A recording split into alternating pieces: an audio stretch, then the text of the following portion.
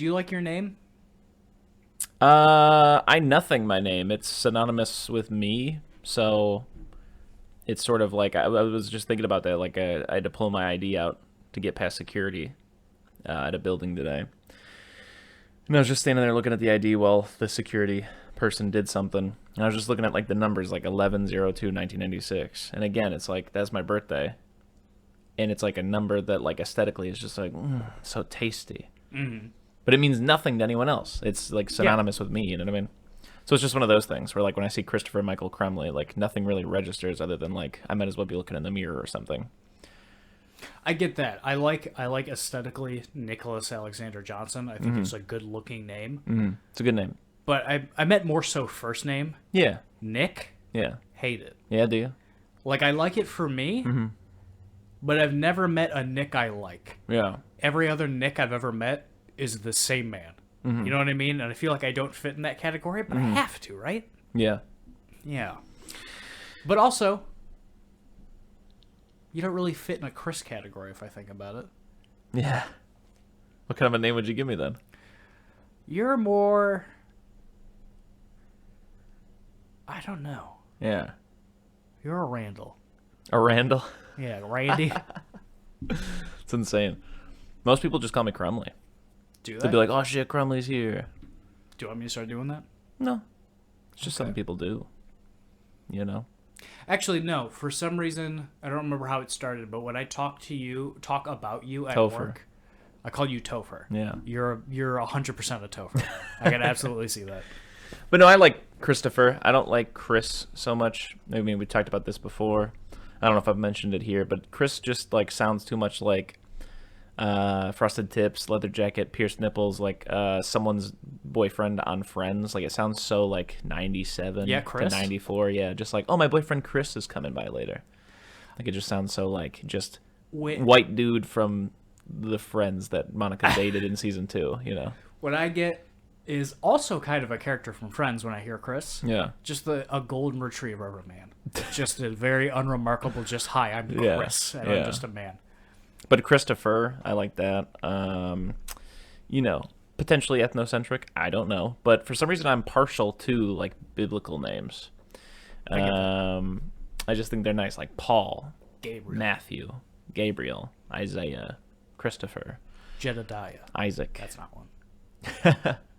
Or Job. Job. Or even Sarah. Sarah's a great woman's name. Yeah. That's an S tier lady's name. When I think of a Nick, I think of a guy who's like late 30s, maybe 40s, kind of chubby, big cheeks. He's balding, and his hair's like in the middle of the top of his head, and it's spiking up a little bit, and he has a goatee.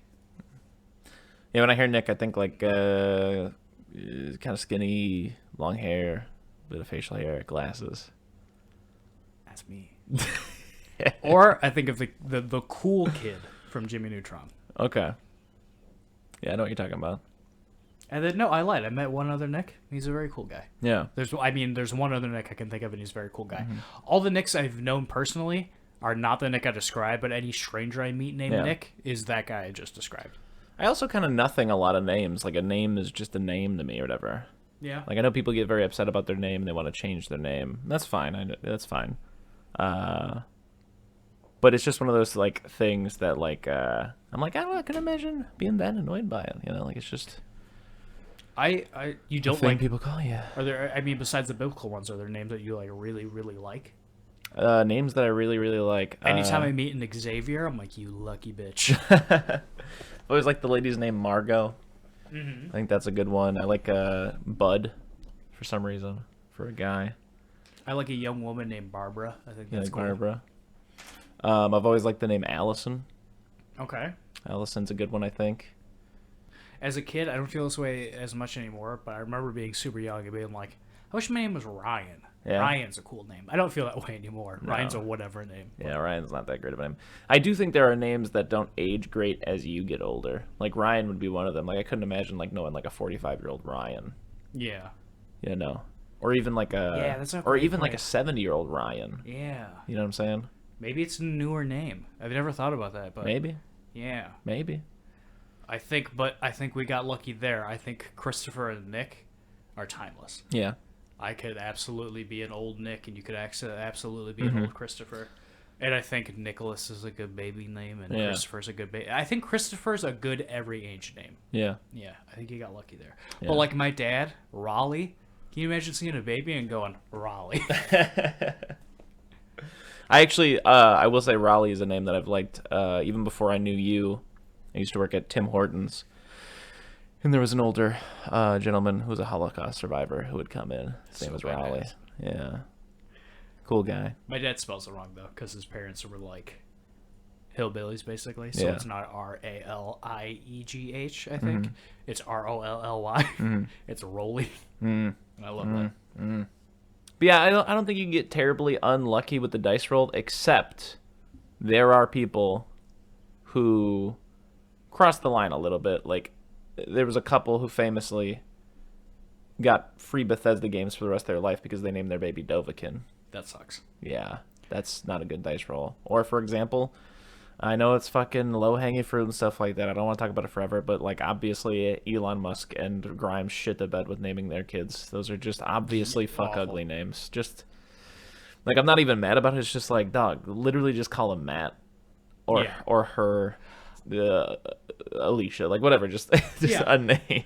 I think it was like a Reddit post that I read where someone was like, we're having twins, and me and my husband are thinking about names, and my husband really wants to name the kids Luke and Leia because he's a really big Star Wars fan, and that made me, Nick, so fucking mad. Yeah.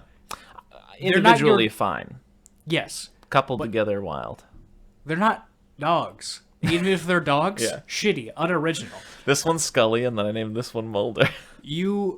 These are your children. Yeah. They are their own people who are going to have their own lives. What happens when they don't like Star Wars? At the very least, one part of your life, let it be your children, shouldn't have anything to do with Star Wars. Yeah. Ugh, absolutely hate it. You know what I do love, though? A good gender swap name. Yeah. Like a girl named Cody or Elliot.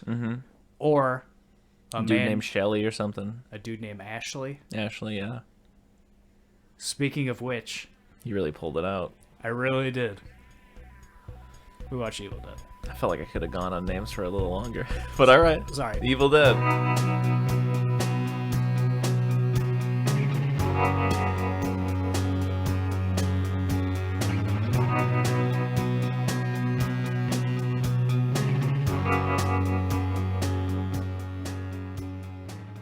Eating Soup Alone is a podcast hosted by me, Christopher Crumley, and co-hosted by Nicholas Johnson. We try our best to ramble incoherently about a handful of movies at least once a week.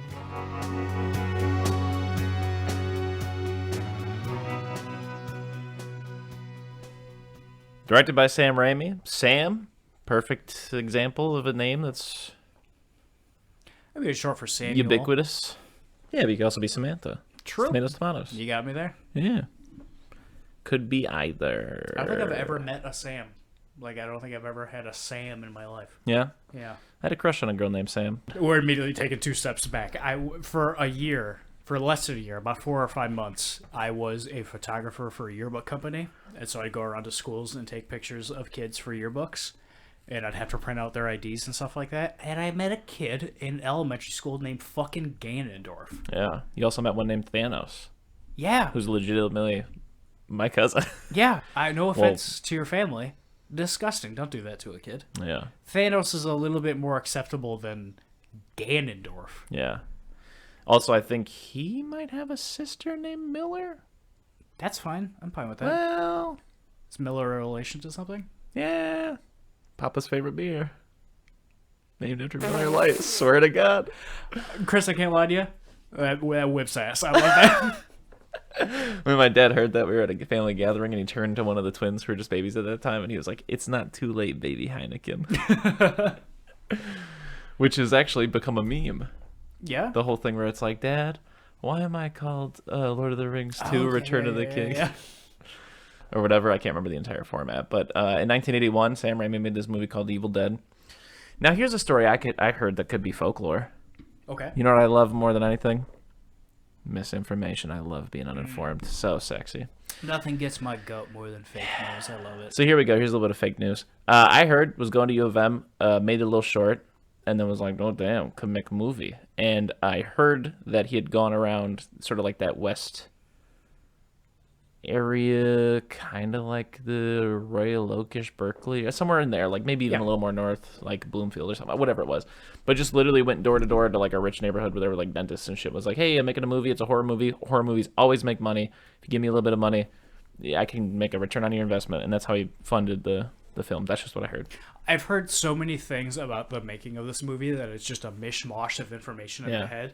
And that's the cool thing about being uninformed. Yeah. It creates lore. Yeah, absolutely. Let's all just start lying about shit a little bit. This the cabin they shot in. Who needs truth? Go ahead. Every night, someone would have to sleep there. Alone? Alone, yeah. What? And I remember hearing Sam Raimi on a podcast talking about being there one night by himself and a homeless man just showing up and trying to crash in there. How about... No. Yeah, awful. Just awful. Whoa, that's so awful. Jackpot with that location. Yeah, great. Jackpot with that location. Just great. And you know what the weird thing is about both those movies?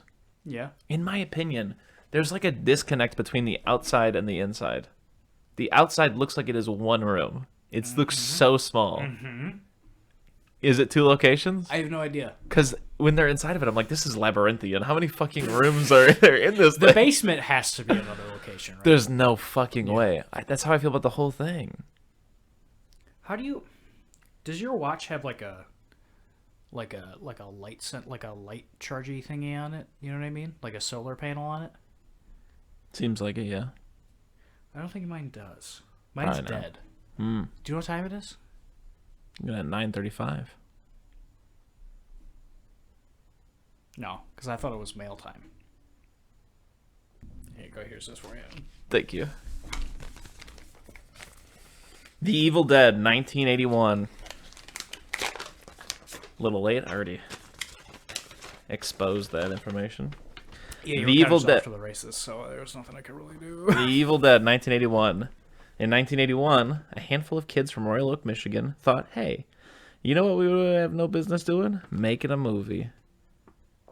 So they cobbled together like $230, went up to a spooky cabin and made The Evil Dead, technically down.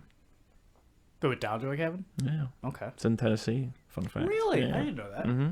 Now listen, I don't know the history of this movie, how it was made, how it was received, who did what. All I know is The Evil Dead is pretty fucking good. Sam Raimi threw a camera around and started making scary noises and stop-motion trees and said to the actors, act. And they do for a bit, until 3 or 4 of them die. And then Bruce Campbell said, hold on, I'm about to put my whole Bruce Campbell-bussy into this. And that's when this film truly starts to shine. 8 out of 10. Not bad. Chris? What? What's your experience with The Evil Dead? It's something that has always been a part of my life. When I was a child, my dad was huge on 2 and the Army of the Darkness. It was like a special edition of Army of Darkness that was the Necronomicon. Very cool. And I can't remember exactly, but like he used to throw it in the freezer all the time because that was part of the instructions, was that the book felt more like flesh or something like that when it was like frozen or whatever, something like that. But don't know what happened to that thing. It was cool. And yeah, growing up, that was frequent viewing, Army of Darkness specifically.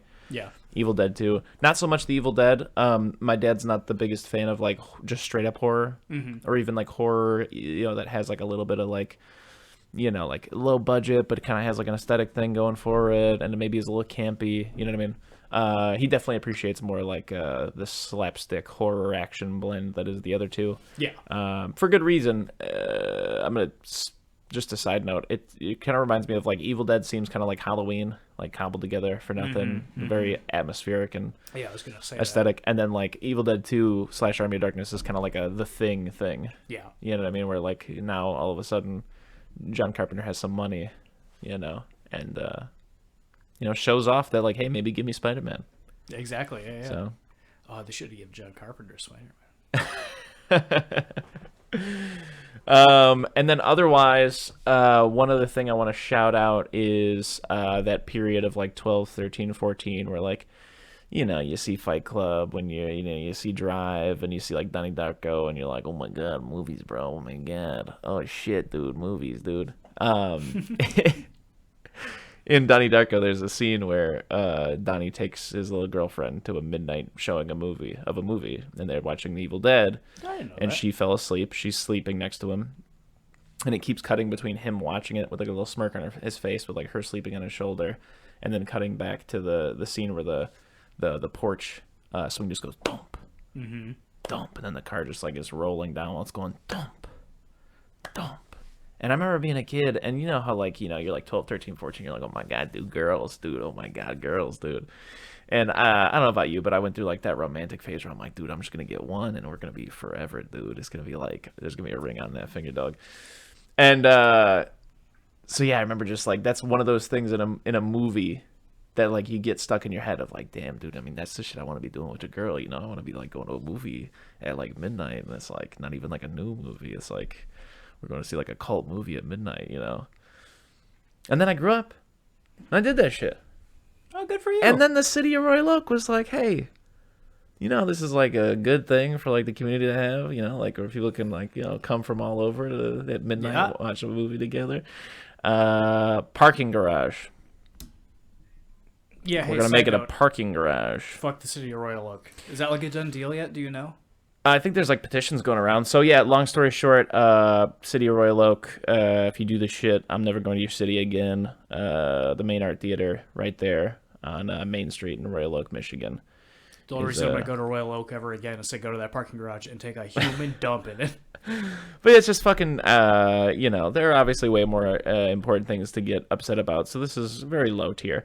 But yeah, big fuck you. I mean, that's like, I can't think of anything in my vicinity as a 25-mile radius cooler. The Main Art, that's it. I love the Main Art. Yeah, and the Main Art's dead now. I mean, my grandma, rest in peace. Rest in peace. Rest in power. Rest in power. Sorry, Transformers 10. Yeah, I mean, literally her parents used to throw a quarter at her, and she would just take that quarter down there and go see movies all day. It's Awesome. been there. It's been That's there since the 40s. It's like, I've been there a handful of times, and this is going to sound hyperbolic and pretty cheesy, but I don't care. Every time I've seen a movie there, it's been a magical experience. It's been like one of the best movies I've ever seen, or the best movie experience I've ever seen. I'm pretty sure that's where we saw The Lighthouse. Absolutely, yes. You took me there on my birthday to see Scott Pilgrim one time. I saw High Life. I saw High Life there. Mm-hmm. I'm pretty sure I saw The Souvenir there. Mm-hmm. I saw the Mr. Rogers documentary there. That was my favorite thing about it. Like movies like The Lighthouse and the Mr. Rogers documentary. Yeah. You're not fucking seeing that at MJR or at AMC. I saw Clockwork Orange at midnight there. I could go on and on. But yeah, even like, you go in, and to the right, they usually have like local art on display, and you can sit and wait for your movie to start. Yeah. And then on the left, they got all the concessions, but also they used to get their coffee from Great Lakes Coffee, so it was decent coffee. So I used to get a coffee, and I'm just sitting in the movie theater and stuff. And they only have like one theater, I think, right? It's just the one. There might be two. Is there two? I think there's a couple, yeah. Yeah, but there's not many. It can't be more than two, really. No. Yeah. But yeah, the room is nice and big. It's not crazy elevated, and the screen's just massive. Yeah. And it's perfect. That was always my favorite thing about it, is movie theaters, as time goes on, and it makes sense, have become more of, there's not even a word for it, what they are now, which, you got the big restaurant, you got the bar over on the side, you go there, you scan your phone, and you get your ticket or whatever. I love that the Main Art was like a movie theater, like what you think a movie theater is. Yeah. The best way to describe it is like if a group of kids were gonna go to a movie inside of a movie made in like the 80s or something, like that's the movie theater they would go to. This is where the last action hero happens. Yeah. Yeah. I and that was my favorite thing about it. It's something I don't like about new movie theaters, and I've been saying this since before I started to go to the Main Art. And all my friends were like, "You're an insane person," and I absolutely get it. But the reclining chairs and the giant elevation and stuff like that just fucks it up for me on a certain level. Something about the Main Art and older movie theaters like that, where you're just in that chair and there's not that much elevation, and there's just this fucking gigantic screen in front of you, and you are in this movie. Yeah. Like when I go to a movie theater now, where I'm sitting, how I'm sitting, feels like I'm watching my television. Yeah. And I hate it. Yeah, it reminds me a lot of like the chairs we're sitting in right now. Exactly. Like yeah. when I want to sit down, I want to sit down. Yes. When I'm in a movie now and I'm in the big comfy lazy boy and it reclines and stuff like that, I'm sleepy and I'm comfy and I'm just whatever, and I might even fall asleep. I don't want that shit. I don't want that at all. I want to be like I'm at school. Yeah. I want to be sitting in a desk watching a movie. I want all of my attention to be paid directly in front of me. And it's just cool, youthful, magical. There is also no longer seemingly a place around here. There could be a couple, like, I know Cinema Detroit is still a thing, and the Film Lab is a thing or whatever, but like the Main Art is like a place that I would go like when like the 48-hour film festival happens, and like just a bunch of people get together to, you know, you get a prompt on Friday, and by Sunday night you have to turn in a movie, and then 3 months later they'll screen all those movies there. Yeah. You know what I mean? I know out in Howell, there's the historic Howell Theater. And that one's neat. Apparently Howell was like, at least here in Michigan, like the KKK capital. So it's not a cool place in that regard. Most people, when you say like Howell, they're like, oh yeah, fuck that place. Huge cinephiles, though. Yeah, but no, their theater there in Howell is awesome. It's owned by a younger guy who's obviously like a cinephile. You know, the walls are just covered in, you know, all kinds of, you know, niche movie posters and stuff like that. And that's where I went for in October. They do the 12-hour horror movie fest. So they I couldn't have done that. Yeah, they show like 8 or 9 movies. There's like a 15-minute break between each of them, and also an hour and a half lunch between the two halves or whatever. And yeah, you get there like 10 in the morning. It's not done until like midnight or 1. And yeah, I mean, the last time I went, it was like, you know, they showed like The Lost Boys. They showed like a monster fight movie like Godzilla versus Ghidorah or something like that. They showed the new Halloween Kills because it had just come out. It hadn't actually started showing in their theater. That was like the premiere for it. Yeah.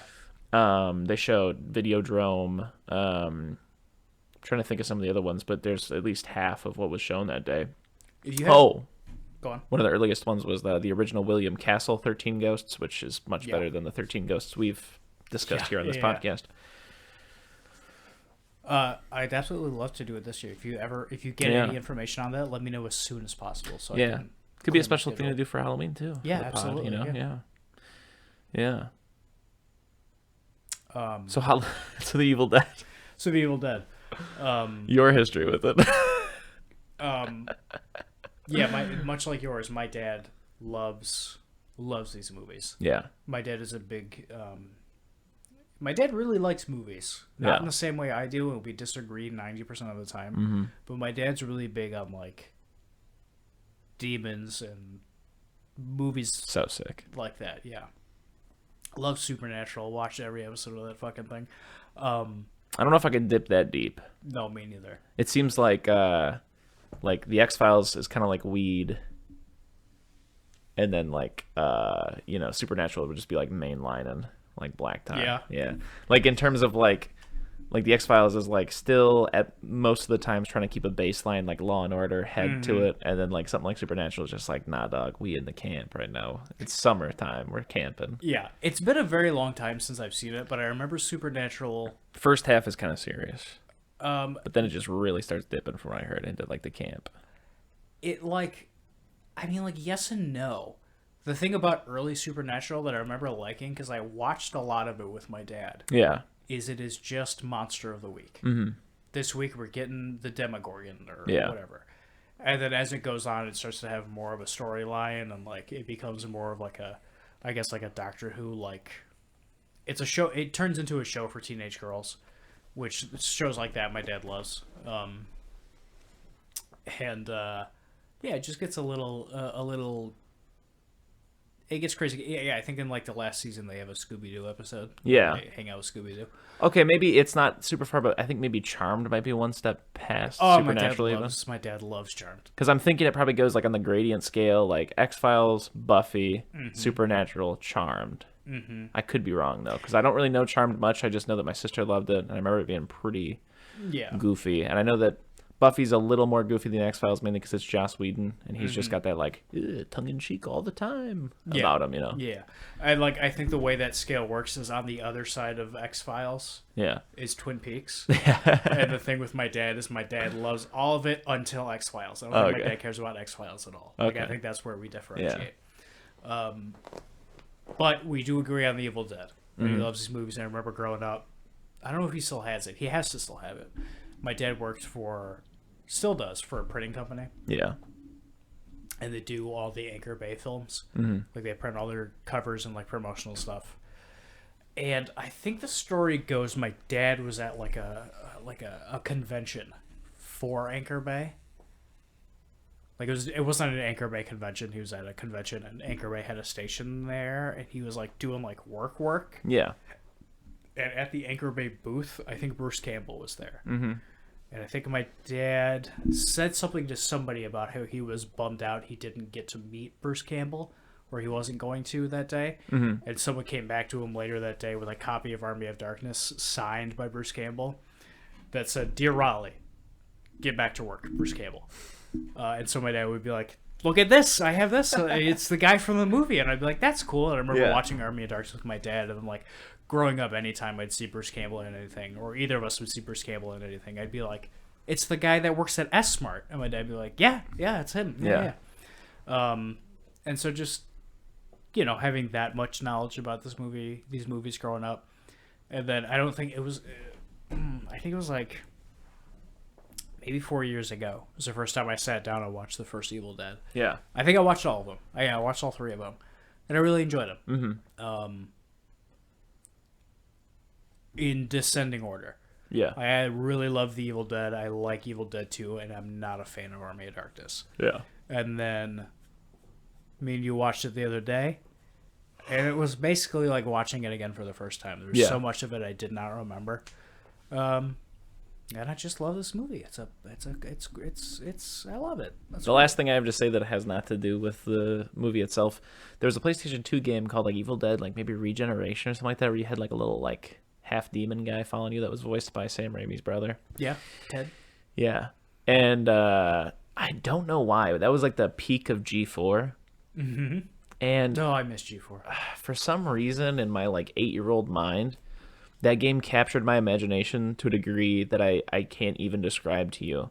Yeah. Like, I had never played, like, a Bethesda-style RPG where, like, you're just plopped in a world and you're like, it's like, you're a prisoner, and then from there you can just do whatever you want. You can go anywhere, pick up anything, go into any like house. Like, any house in the game is accessible. Like, yes, like something like GTA has an open world, but, like, Bethesda has freedom. Yeah, like, you could do anything. You know what I mean? And for some reason, in my little brain, I basically was like, just going down the rabbit hole of, like, I didn't know it at the time, but, like, what if, like, this Evil Dead game was like Daggerfall? Like, that's the game I really want. I want, like, this Evil Dead game where, like, you could the whole world, like, it's not just contained to that one town. You could, like, get in cars and you could drive and you could go to houses and stuff like that. And, like, I was just like, it had nothing to do with the Evil Dead. Yeah, like, I wanted it to be the Evil Dead, but, like, the most open world RPG that had ever existed. Like, I don't know why, but I used to just fantasize about that all the time. That's so funny. Yeah. I don't know if you know this, but G4 is back. It has been for like a year or so. Yeah. And I don't care about it. I don't watch any of it. I think it might be on TV, but I'm not sure. But I know they do a lot of online stuff, which makes sense. That's what you gotta do nowadays. And I don't watch any of it, but sometimes Adam Sessler will post a review, like an X-Play review, and I'll watch it for like a new game. Oh, and it just makes me so happy. Something about just his voice, and just his cadence, and just the X-Play of it all. Yeah. I'm like, oh, this is great. This is what this should be. Yeah. And I remember when they were coming back, they did like a reunion show where like all the old hosts got together and talked about, which I think none of them are back except for Adam Sessler. Yeah. But all of them got back and were talking about G4, what it was and what it did for them and this and that. And they had like Olivia Munn and Morgan Webb and Kristen Holt and Kevin Pereira and Adam Sessler and Blair, can't remember his last name, but just all the guys, the whole gang. And I was like, oh, this is nice. I like watching this. And then they were playing like old clips of like Attack of the Show and stuff. And it's just like something reached into the very back of my brain and pulled out just a trough of memories. And I was like, fuck. This was my life for like 4 or 5 years. Like just middle school and maybe late elementary school, just every day I would go home and I would watch G4 until I Yeah. had to go to bed. Yeah. And like I remember whenever E3 would happen, that's where I would watch it. Yeah. I would record it on the DVR and get home from school and watch E3 because they would play it live. That's the only place you could watch it. G4 was a magical thing, and I very much so miss it. But also when I think about it now as an adult, there's a lot of stuff as a kid when I saw it. Just like the extreme over-sexualization of women and their female hosts that I remember as a kid being like, this is weird, and I don't know why they're doing it. And now as an adult, and I see it, and I go, maybe it's good G4's gone. Yeah, I think over the last couple of years, I've been having a sort of an epiphany about how important video games have been to me in general, but probably going to shelf that one just because we should probably get to the fucking movie already. Yeah. But yeah, just long story short, I mean, what made me want to say that is when you were talking about, like, oh, this was my life kind of a thing. Like, yeah, just, I was like, damn, you know, like, I can remember being a kid and, like, you know, my dad having an SNES and playing, like, some incredible Hulk game and, like, playing, like, the trilogy of Star Wars games that came out on that thing. And then, like, within a year or two being put into Latchkey. And again, all they had was the SNES and, like, a Sega Genesis. And, like, I would play, like, I can't remember which exact, but like one of the WWF like Royal Rumble-ish games, like just 16-bit, with like Jake the Snake and like The Undertaker and Hulk Hogan. Even though I was in the era of like John Cena and Rey Mysterio, like that was probably my second exposure to wrestling, other than like growing up with like The Rock and Stone Cold. Before I got back into like just week to week and like the Randy Orton and stuff like that, it was that, and also like Altered Beast and stuff like that, and then ended up getting a PlayStation, playing things like Spyro, and even just like little games I didn't understand, like where like you just have like a gun with like 3 bullets and there's like a locked door in front of you and you just boot it up and you're like 7, you can't read and you're just like, what do I do? But you keep like, then you put Duke Nukem back in and you play that for a while, and then for some reason you get bored of that game, so you're like, let me try that again, let me see if I can figure that out, and you're still just standing next to that door and like I remember getting a PlayStation as a kid before I could read. Yeah. And we had like Crash Bandicoots, the Rugrats, and Roller Coaster Tycoon. Yeah. And every now and then I would boot up Roller Coaster Tycoon, and that game, when you can't read, impossible. And I'd just be mashing buttons and just placing janitors everywhere and be like, I guess I'll go past the Crash Bandicoot. Yeah. But no, we'll talk about Evil Dead in a second, I promise. But it's so insane to think about that. Like, it's such a moment in time that there was a television show about video game cheats on the air. And I remember I'd turn on G4 and cheat would come on and it'd be like, here's a bunch of cheats for Hulk Ultimate Destruction. And I'd be like, this game looks awesome. I used to play the fuck out of that game. Yeah, and I'd cobble together all my video games that I was like, I can live without these. And I'd be like, Mom, drive me to GameStop. And I'd go, here are all my games. I'd like Hulk Ultimate Destruction. And like, you're $3 short. And I'd be like, oh, Mom, you got to give me $3. Yeah. But yeah, and it's so weird, like, the things that, like, I grew up playing. Like, it was just random shit that my parents got me because, like, they knew I liked little things. Like, some of the games that are most important to me, like, growing up was, like, I think Maximo 2. Okay. Spyro 2. Scooby-Doo Night of a Thousand Frights. Absolutely. That Punisher, like, War Journal or something like that Punisher game. There was a Predator game modeled after Concrete Jungle that I played the fuck out of. I loved that Duke Nukem 2 Time to Kill, I think is what it was called. Just random shit. I played the fuck out of, like, the Series of Unfortunate Events game. Like I said, that Evil Dead game. Like, just weird things. Like, you know, like, it's just odd because, like, growing up, like, you know, or at least now, like, people talk about, like, but even then, just, like, you know, like, Jak and Daxter or like Ratchet and Clank, or those are things that I didn't ever play those. I didn't ever play like Sly Coopers, like exclusively what I played. Yeah, I always had just weird shit that like my family bought me because they're like, hey, you like Scooby Doo? I had that shit too. Yeah.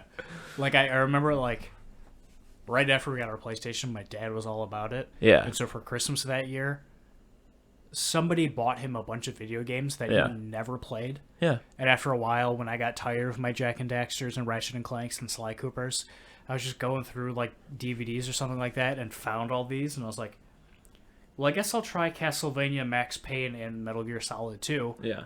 And never played Castlevania, but Max Payne and Metal Gear Solid 2 are two of my favorite games of all time. Yeah. And, like, just, like, it's like finding porn in the woods somewhere. Just video games back in the day were just, like, I was going through a bin and I found Metal Gear Solid 2, one of the most important pieces of media in my entire life. Yeah. And then also I have this like strange memory of like opening a cupboard in the basement and finding like just square cases with just CDs in them of like I can't remember what all the games were, but I know Enter the Matrix for the PlayStation 2 was in there. And I was like, cool, a video game. I guess I'll play this. And I started playing it, and like my dad comes downstairs and goes, "Where'd you get this?" I went, "I was just in that cabinet over there." He goes, "Oh, well, that was for your birthday." And I was like, "Oh shit, sorry." Yeah, I kind of miss that primordial soup era where like games were just like offline.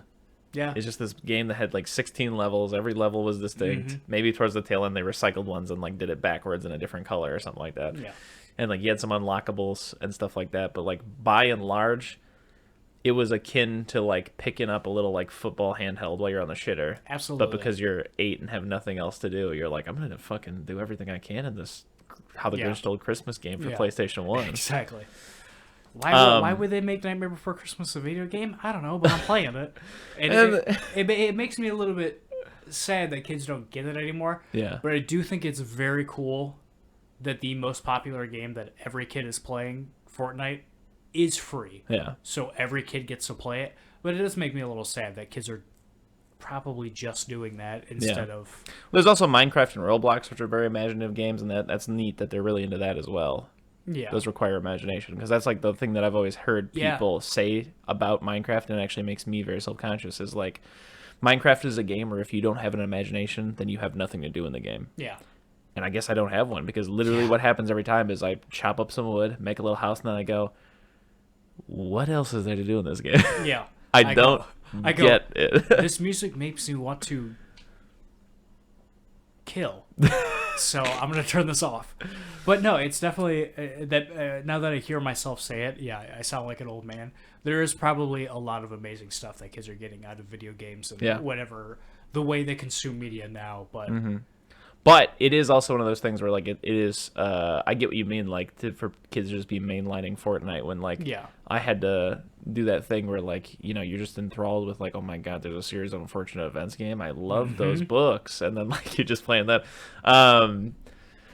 Because I remember that, like, you know, it was kind of that kind of stuff, and then Rock Band kind of happened, and there was like a big Rock Band Garage Hero era, and it was like kind of simultaneous too, but also like just before I really just started hitting Call of Duty hard. Yeah. Yeah, and then it was Call of Duty, and then it was like kind of like World of Warcraft, Skyrim, and you know I really haven't progressed past that. Yeah, but I get that. But anyways, long story short, just between that and then all of the different media related to video games that I've consumed, like even just something stupid like Grandma's Boy, but even something like G4, and even things like the Angry Video Game Nerd, you know, like it just, like I said, over the last couple of years I've just been like, wow, like it's sort of this integral part of my life that, like, I'm not gonna lie, there was definitely like a period between like, you know, maybe like graduating high school and like you know, doing Molly and stuff like that with like Elric, Elton and whatever, where like I tried to shun, like, I like playing video games because like I'm gonna go live real life, and I don't know, just over the last couple of years I've been like, I don't know, it's like a neat thing that is definitely a huge part of my life. You know, it's just. But anyways, The Evil Dead. 2 seconds. Like what we were saying about your birthday being important to you, I think that's what our childhood and hunting for video games and stuff like that is for us. Yeah. It's just important to us. Yeah. And kids now have their own birthdays that they're sweet on. Yeah. I'm sure that's just as important as ours. And we just don't really understand it. So I'm happy for the kids. I'm happy for us. The Evil Dead's a good movie. Talk about it. That's that, Mattress Man. We are almost done. Sorry, go on. No, but The Evil Dead starts out, honestly, love the low-budget feel. I love that era of just getting your pocket change together and going to make a horror movie. Halloween's a great example. Evil Dead's a great example. Opens up, gives me a pretty strong first Friday the 13th vibe. Everybody's hanging out in the car singing. Friday the 13th, the original one, opens with everybody around a campfire singing. Yeah, insane. They're driving down to this cabin. Yeah. No radio. Yeah, like, just singing. Like, they're just drinking out of a mason jar, just singing to each other. Yeah. I can't...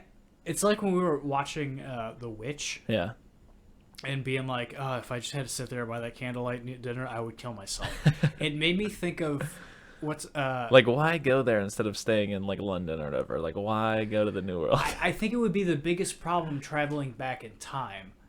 You know the old joke in like TV and movies and stuff where like we're on a road trip and Dad wants to sing 99 bottles of beer Yeah. on the wall. At a point in time, that was an Xbox. Yeah. That would be the worst part about traveling back in time is you would be so unbelievably bored. Yeah. That the bar is that low that Yeah. that's a fun thing to do. Yeah. There's a point in this movie where he goes, "Hey, do you want to stay up and listen to the storm together?" Yeah. No, I'd like to go to sleep, please. Yeah. But yeah, then they almost run into a truck going the opposite direction on the road. They play it off like it's super dramatic. It's not that dramatic, but kind of a staple of horror to like try to get some melodrama going a little early, just to like get your senses heightened. That's whatever. They've got some, tacky, like just classic camp horror dialogue where they're like, "Hey man, there's something wrong with your steering wheel," and he's like, "Oh, rats, dog, I just brought that in right before we left. There's no way." Well, you better take it back. Yeah. But then in my opinion, the real start of the movie is already talked about it when we were talking about Donnie Darko earlier. It's just a thump Before they do that, as the car pulls in. Oh, such a before good the shot. car pulls in, they drive over the bridge. Yeah. And they go, "Don't worry, this bridge is very safe." Yeah. And then a piece of the wood falls out from the bridge and the car gets stuck in it. Mm-hmm. And you get a shot from under the bridge Yeah. of the wood falling out and the tire falling into a hole, and you can see it from the other side of the bridge. Yeah. And I think I do and I don't love, like, there is, I can't think of the original artist, but there's a painting that I hear David Lynch talk about that is like, the point of the painting is how much the artist hates the little block of text they hang up next to the painting, you know, about explaining what the painting is, like that's the antithesis of art. What you see Yeah. and what you feel, that's the art. And like David Lynch has a painting or an art piece that is, there's just a bunch of flies, a bunch of dead flies nailed to a board. Yeah. And under each fly is a name. Yeah. Like Ryan, Daniel, Megan, Josh. And the point of that is, if these were just flies, they'd be dead flies. Yeah. But now they have a name. So since there's these words here, you associate something with it. Yeah. And I feel that way about movies, but also there's no movie more than this movie that I would like to watch with Sam Raimi and be like, "Tell me about this." Yeah. Like when the tire falls through the bridge, nothing I want more than for Sam Raimi to be on the couch and be like, "How'd y'all do this? Yeah. Did you almost drop a car through a bridge?" Yeah, it reminds me of two things. One, shouts out to the YouTuber, I think his name is Nathan Zed. But he had that YouTube video I was talking to you about the Batman and the whole, like, Yeah. that whole thing where, long story short, he was like, up until a point when I was a kid, I was like, "Oh man, what's the plot to that movie? If I need the plot or else it's not a good movie. If the plot doesn't make sense, then it's a bad movie." And just at a certain point, he was just like, "Oh no, a movie is like a painting." He's like, "I don't sit there and like study it academically. I look at the thing and it makes me feel something." Uh-huh. And he's like, same thing with movies, like The Shining, the best example I can give. He's like, there's not really a plot to that thing. There's no plot. In fact, there's barely an ending, and you can't even suss out what is exactly going on. But goddamn, if it ain't vibes, that kind of Yeah, thing where it's just like, absolutely, it's yeah. just dripping, that kind of a thing. And so, yeah, I just wanted to shout that out real quick because, yeah, that just sums up, like, my enjoyment from movies now, because I think I definitely took that path as well for, like, a long time. I was always like, "Oh, dude, like the..." and even movies where I still think they have sound plots, like something like, There Will Be Blood, or like No Country for Old Men, or, The Godfather, or Synecdoche, New York, or whatever it is, or Magnolia. No matter how well thought out and, like, solid like the story is and the arc of the characters, at the end of the day, it's what the movie makes me feel, and that's not just tied into like what the characters do and I'm like, "Oh, I can relate to that." There's just something about like every square inch of what I'm seeing and every thing that I can hear that just gives off a specific vibe, bro. Yeah. And It's the biggest fight me and my old man have. Yeah. We watched Mandy the other day, the Nick Cage movie. Yeah. I highly recommend it. I think it's pretty cool. Okay. And yeah, we just had the same fight that we always do. My dad was like, "That's 2 hours I'm never getting back." And like my dad, I think it's because he's a big reader. My dad loves to read. And so for a movie, it has to be basically an adaptation of a book for him to really like it. Yeah. And yeah, it's just something I can't get through to him, and I can't get through to a lot of people, but people I do, like you, are my favorite people. When I'm just like, no, man, movies are vibes. Yeah. Like, Yeah. To dumb Neon it down Genesis. as much as possible. Just like, if a movie's sad and it's a bummer, and you leave the movie feeling worse than you did when you went in, that's a great movie. Yeah.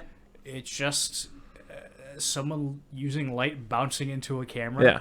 to make you feel a different way than you Yeah. did when you came in. Mm-hmm.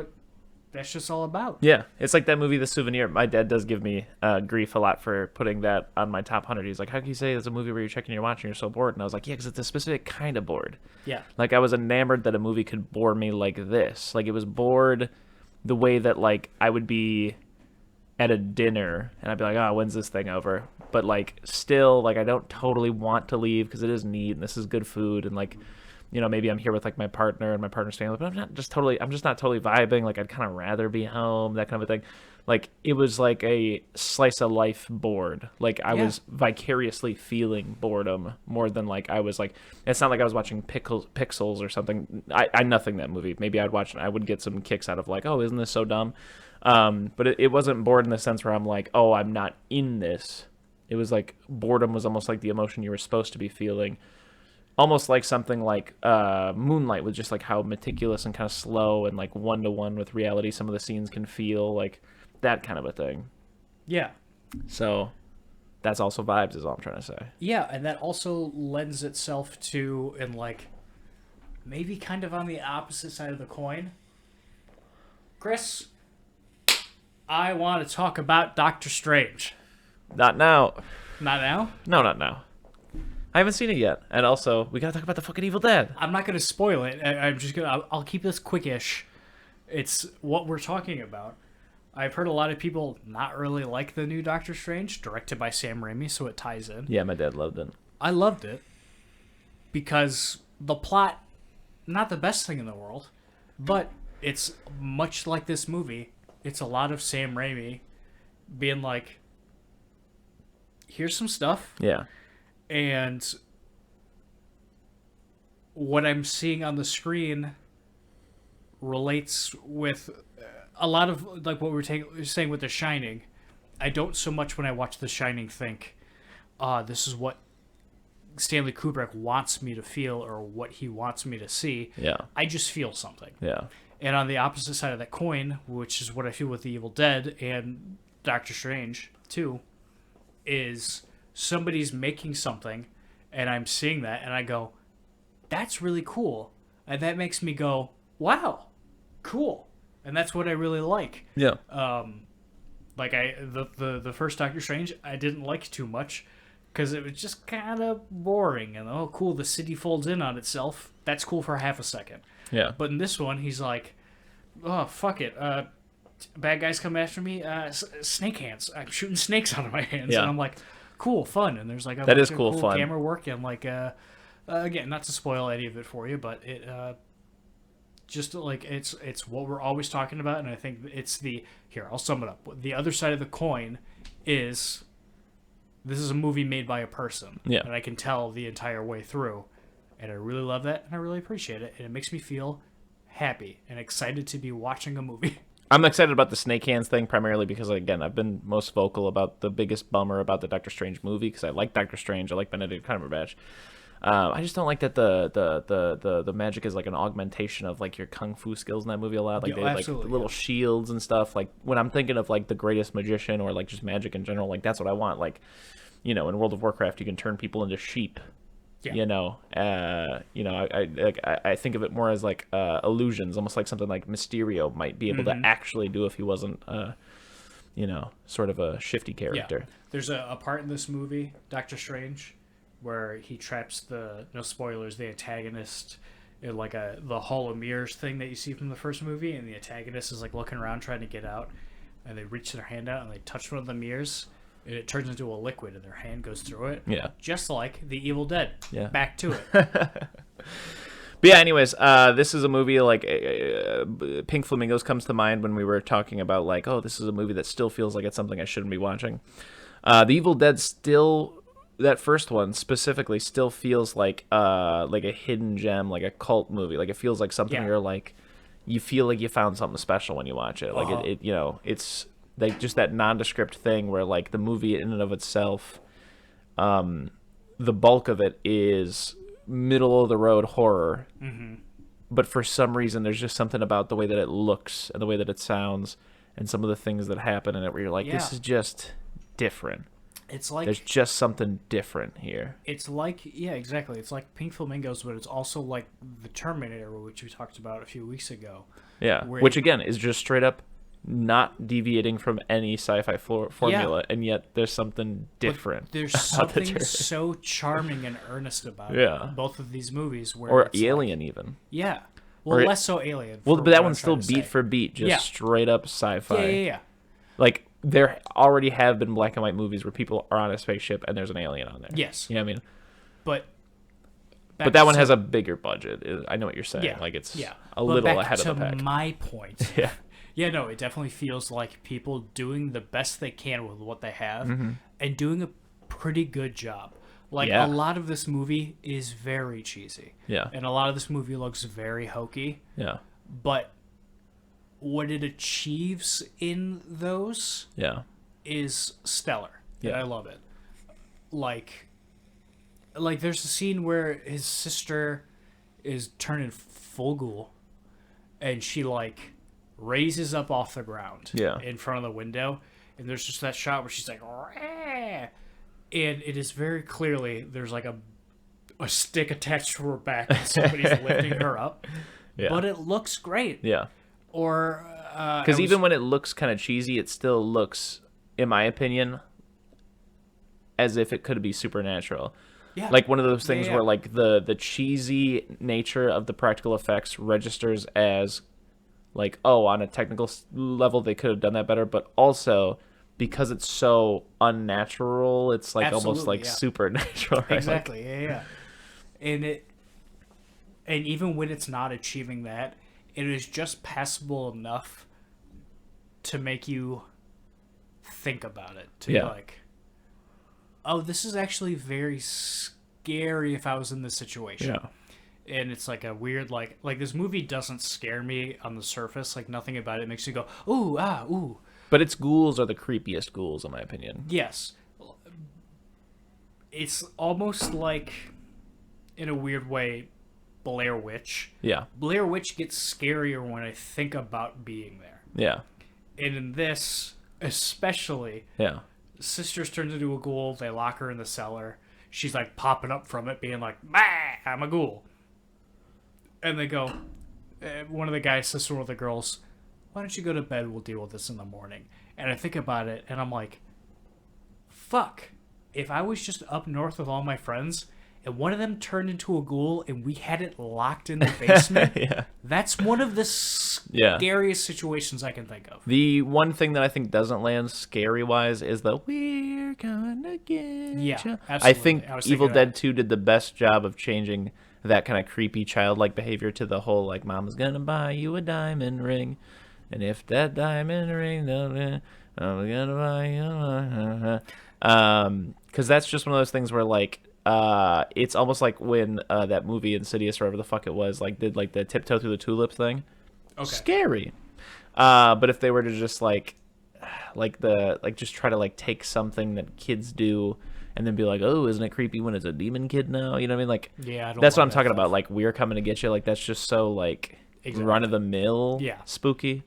At least, like, Mama's gonna buy you a diamond ring. I don't know another movie where, like, a ghost grandma in a basement that looks disgusting is, like, singing that. I guess, you know what I mean? So that's just better to me. But the movie as a whole, with the ghouls, one of the things that I was talking about, and actually just thinking about on our last rewatch, was this is a type of ghoul that, like, I feel like I don't see often, which is that, like, it's not a zombie. Yeah. It is demons, but it's not directly tied to, like, Catholicism, Christianity, anything like that. It's just, like, a primordial kind of, like, ghoul, like some sort of, like, evil that, like, ancient cultures understood, but we don't, and it almost seems like something that, like, But it seems like it almost exists like devoid of like a dichotomy where like there isn't necessarily angels. There's no point where someone like pulls out a cross and that like repels the ghoul. It just seems like something that like we don't understand, like something like legitimately like they let Pandora out of the box, and like it's like this is a book that a scholar just translated. Like there's no point where like someone shows up that's like a colleague and is like, oh, I understand his work, I know what he was working on, I know how we can reverse it. There's no cross or garlic that is going to stop this vampire. It's in that way like a lot like the alien thing, you know, where it's just like part of the fear comes from you're just fucked. Yeah, there is no counter. Yeah. This is just like, for lack of a better term, using the Alien example or the Predator example for that movie. An apex predator or something like that. Like something that like the only way you're going to get out of this is if you use your human brain. Yeah. You know, that's the only thing. But otherwise, yeah, like I said, you know, we just to reiterate, Cabin got super lucky. Obviously, Bruce Campbell, super lucky. Oh, yeah. Sam Raimi, super lucky. Those are just 3 stars aligning. What a handsome man that young Bruce Campbell even without a unibrow. Yeah. Soundtrack is stellar, especially like I'm immediately thinking of just how striking visually and sonically this movie can be. Like, you know, the scene where Ash is burying his girlfriend with like just that cross there and him in that blue shirt against basically just blackness, and then on top of it there's just that like synthy kind of string-esque kind of backdrop. A lot of this, you know, reminds me of, you know, that Halloween soundtrack thing of just like a guy with a keyboard. But then there are other times where it sounds a little more fleshed out and like multiple people worked on this soundtrack, you know. Again, one of those things that's just shocking for how small the budget is, that sometimes you hear some stuff and you're like, wow, look at that, it sounds like there's more than one guy doing this on a keyboard. Yeah. I think this movie really takes off when it becomes Bruce Campbell doing his best. Yeah. And the filmmakers doing their best. When everybody else dies, and it's Bruce Campbell running around being tormented by this evil. Yeah. It's Bruce Campbell just showing off his chops of being able to just be one man in a room, being compelling. And these filmmakers being like, okay, we have no money. What can we do? Yeah. Okay, blood drips from the pipes in the ceilings, and this light bulb fills up with blood. Yeah. And then the record player starts going, and then the projector starts going, and then the blood from the ceiling starts dripping on the projector, so when it's hitting against him, there's blood going down him, but it's not really going against him. Or like, how do we make him getting attacked by a headless woman look real? Yeah. Well, you kind of cover this up, and then you get a lot of blood going in his face to make that look real. And like, or what if he touches the mirror and it turns into water? That's an easy trick. You just turn the camera 90 degrees and he touches down into the water. Yeah. Or I love the idea of them being these like just very poor kids with not a lot of money, and they have this expensive camera, and then being like, can you imagine renting like a professional grade camera right now? The entire time we'd be like, nobody come near this thing. This thing costs so much money. Yeah. And for them to be like, we're strapping it on a 2x4, we're getting on a boat, and I'm just gonna fucking throw this thing around the lake to make it look spooky. Yeah. I love it. It's great. And to speak specifically about the Bruce Campbell thing, I think that is a success of the second movie that we'll talk about whenever we talk about the second movie. But just almost immediately, they're like, let's get it down to Bruce Campbell. That's where the meat is at. That's where and there is a point towards the tail end where more people show up, obviously. But the bulk of that movie is just Bruce Campbell alone.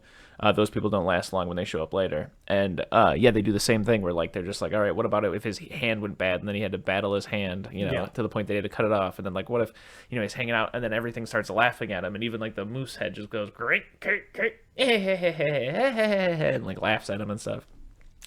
But back to this movie, again, there are a lot of successes. I mean, you know, it's his sister, the first ghoul, for example. There's a point where it's his girlfriend, and she's the one that I believe his friend chops up, right?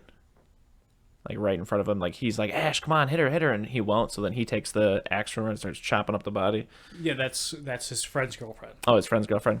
But again, even in that scenario, it's one of those things where it's like, again, as you were saying a second ago, like what if I was in a cabin and what if my friend had just gotten possessed and we put him in the cellar, and then what if my friend's girlfriend got possessed and she's coming at me with a knife, and like in my head I'm like, I'm not going to jump to like, oh, it is probably a demon. You probably just froze and like, oh my God, what do you do? And then your friend's like, hit her with an axe, hit her with an axe. You're like, oh my God, I don't know. And then it takes the axe from you and then starts chopping her up in front of you. And then there's just like that point where you're just kind of like standing there, like watching it all happen. And he's like, you know what I mean? Because it's definitely, like, I don't have a word for it other than just like shock, like genuinely shock.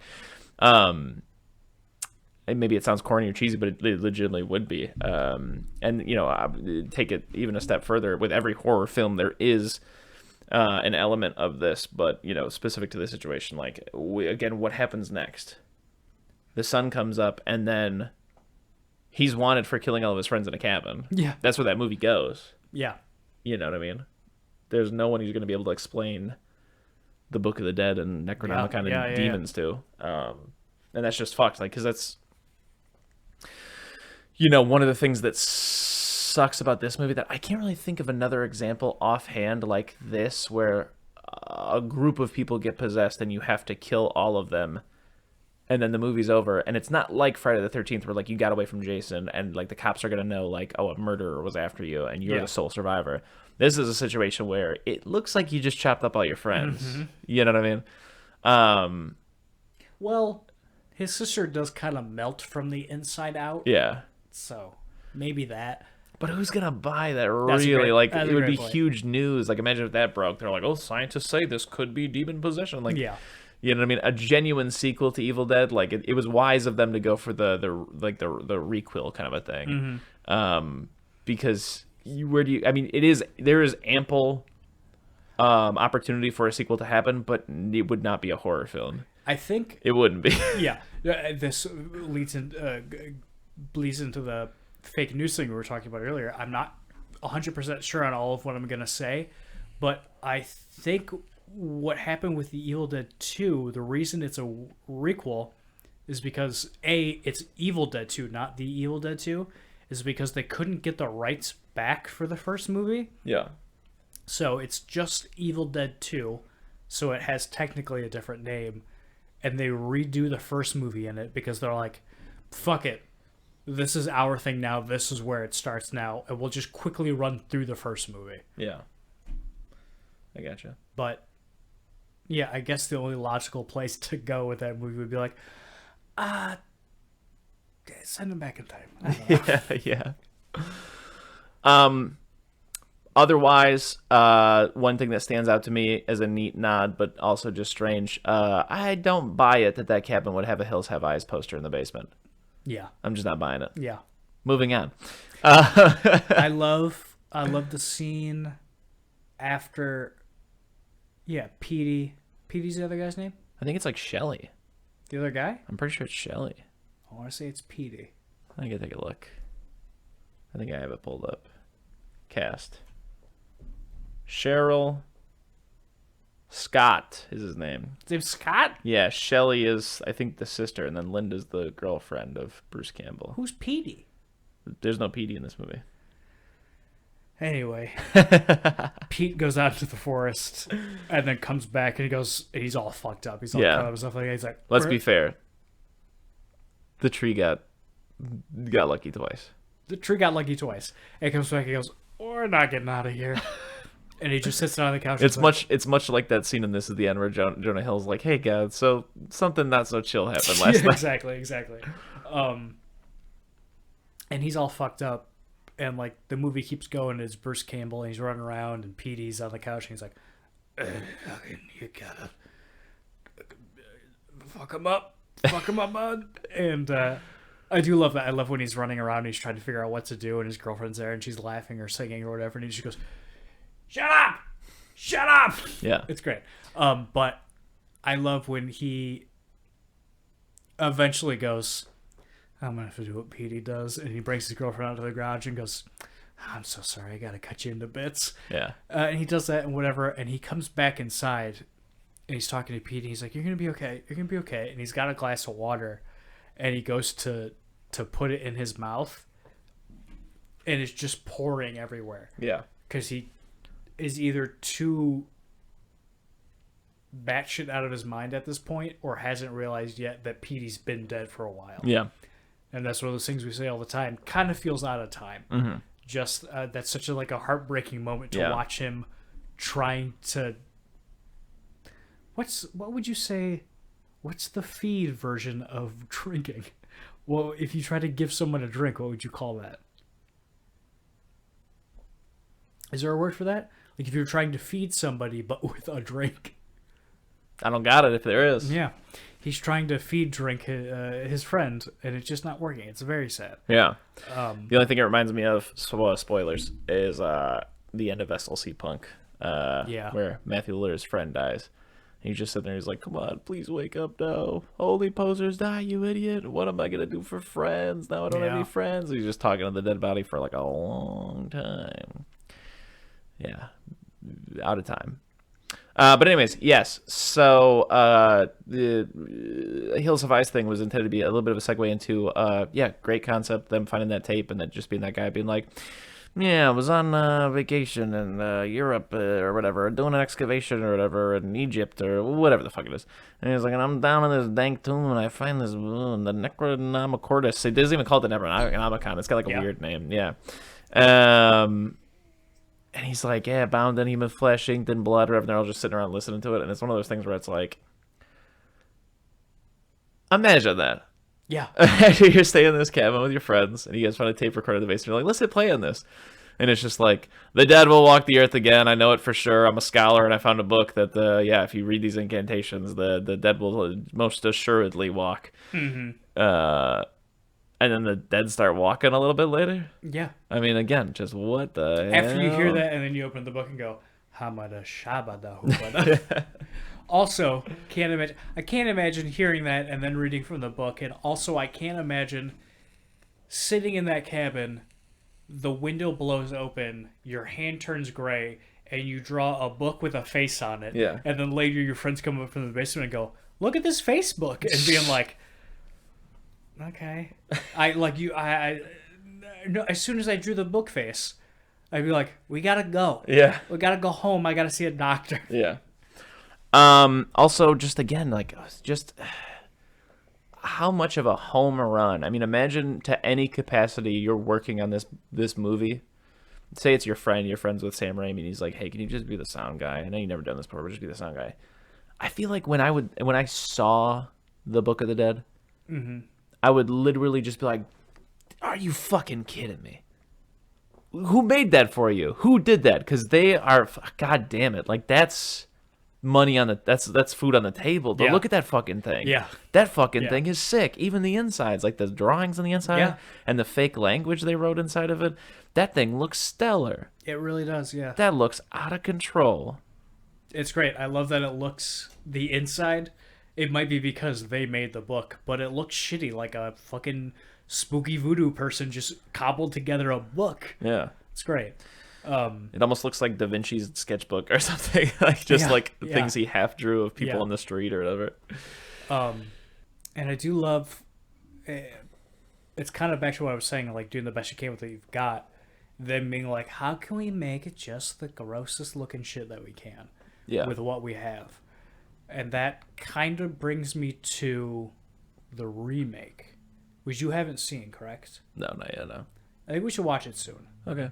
Because if anything, that's what that movie is. Yeah. Is them being like, okay, let's take the plot of that movie.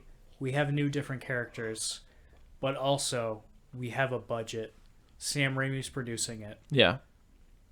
Let's try to make the grossest shit we possibly can with what we've got. Yeah. And that's what that movie is. And I think it succeeds in that. I haven't seen it in a very long time. Yeah. But I remember enjoying it for just that reason, where it kind of has the spirit of Evil Dead. Yeah. It doesn't feel like the Evil Dead at all, almost.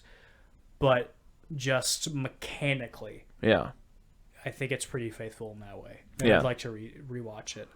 A lot of those effects have worked to a great effect, I guess. But, Yeah. like the pencil in the ankle, astronomical. But even just the sort of like creature design of like what the ghouls look like. Yeah. It's like basically like what Dawn of the Dead did with zombies, but just not green and a little more like undead in a fantasy way rather than like a real life, like what would zombies look kind of a thing. Like it almost looks like what like like Draugr or like witches look like in like D&D or something. And the milky eyes and just like the unnatural like twitchy kind of like and like all the noises that they make, even with their mouth or their joints moving. That got me the most in this movie is watching it this time is the sound design. Yeah. Like just especially like the noises that they make. Yeah. It's just like that's the scariest thing I've ever heard. Yeah. Like it is out of this world. I've never heard something like that since this movie. Yeah. That has scared me. Like monsters and ghouls and ghosts nowadays in movies just go and there's like clicking sounds and stuff like that, but just like the whining and the screeching and the like they're at like levels that they shouldn't be, if that makes any sense. And it's just scary. Yeah. It really scares me. There's a neat like implied relationship between like whatever's inhabiting the body and the body itself. Like they feel the pain the body takes and whatnot. It's really good, and I think it ties into what you're talking about earlier. Like when I watch The Evil Dead, I am not scared, but there's nothing in the movie that isn't genuinely scary. Like I just want to hammer home the point that like these are some of the scariest monsters, demons, whatever you call them, in movies. Like it'd be probably last on the list of the type of ghoul from movies that I'd want to bump into. Yeah. Because they fuck with you, they make gross noises, they look fucked up, and they're definitely also still trying to kill you. Like they're gonna try to stab you with something if they got something to stab you with. You know, even just that scene where the hand comes out of the grave and like just starts scraping his leg with the nails. Yeah, like, it's gross. It's just they're not gonna stop. Yeah.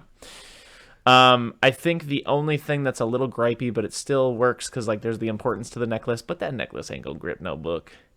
When he's on the ground and he's throwing that thing, that ain't gonna happen. I read online that like it was written into the script that at the end it was going to be daytime and he was going to figure out that using the magnifying glass necklace, he could burn the book with the sun. But they realized like toward the end that didn't work, and they just kind of kept the rest of the necklace stuff in. And the necklace stuff doesn't really work for me in this book. Yeah. It's like 50-50 with half of me being like, whatever, and the other half being like, it's got importance with like how much they built up the necklace. So at the end, it ends up being like a 6 to 7 out of 10. Like I'm not like I would never like give it a demerit for it, but it's just one of those things where like much like the Hills Have Eyes poster. Does it bother me? No. It's just a funny observation where I'm like, that necklace wouldn't grip no book. Yeah, but it works. It's fine. More fake news. Not sure how real any of this is, or if I'm remembering any of it correctly. Yeah. You were talking about the milky eyes, which reminded me. Yeah. A lot of this stuff apparently in this movie, again because they had no money, a lot of this stuff is kind of practical. The milky eye contacts made the actors absolutely blind, and they couldn't afford fake knives. So when an actor is milky-eyed and going to stab at Bruce Campbell, they are just blindly stabbing at him with a real knife, and he has to try his best to not get stabbed. Yeah. That shotgun that he has, they can't afford blanks. They're just shooting a real shotgun around in that movie. And there's a scene, I can't remember when it is, but like which I can't believe we haven't talked about, just the ethereal, spooky ghost camera. Yeah. That is just flying around everywhere. Awesome. Love it. Great. I've seen other movies try to mimic it. That's my piece about it. But it's great. There's a point in this movie where that crashes through a window. Yeah. And what they did is they just they attached a 2x4 to the bottom of the camera with another one perpendicular at the end. So it made like a big T, going just as far so it would be out of frame. Okay. But it still ends in front of the camera. And they just smashed that through a window. And so the actor on the other side just has a bunch of glass coming at them that they're trying not to get hit by. Yeah. Also, too confused mentally, emotionally by the tree rape scene to even really touch it much. So it's in there. It's in there. It's in the movie. I hate looking at it. Otherwise, this movie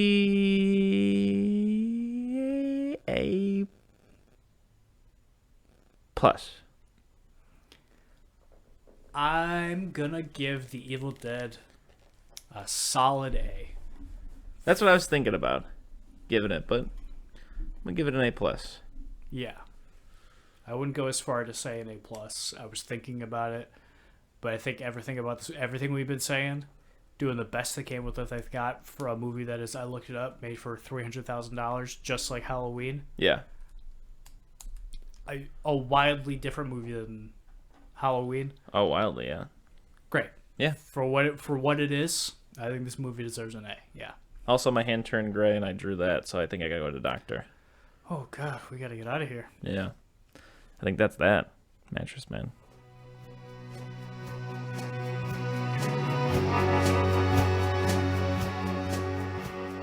If you need more soup, follow us on Instagram, Facebook, and Twitter, or go to our website, eatingsoupalone.com. And until next time...